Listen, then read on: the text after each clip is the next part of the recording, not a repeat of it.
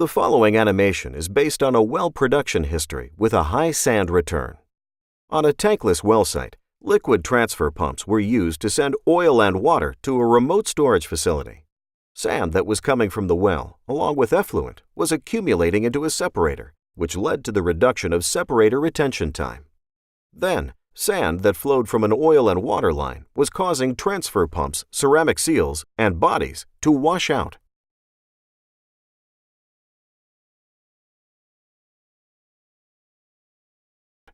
Newly installed seats lasted from 1 to 2 days before failure. This led to an almost daily well shut-in and up to 3 days of well flow downtime for separator to clean out, seals, and associated parts replacement. Before installation of the sand filtration package, the average oil was 900 barrels per day.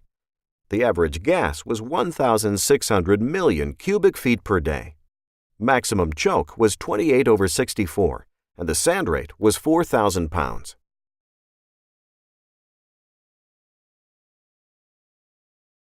Within 3 weeks of the Sand Cyclone and Filter installation, the well was opened up to the 64/64-inch choke, and oil production increased to nearly 1,700 barrels per day.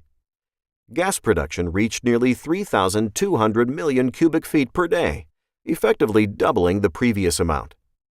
Within the next 8 weeks, oil production stabilized at 1,100 barrels per day, and gas production at 2,000 million cubic feet per day. By this time, the sand rate had fallen to 200 pounds per day.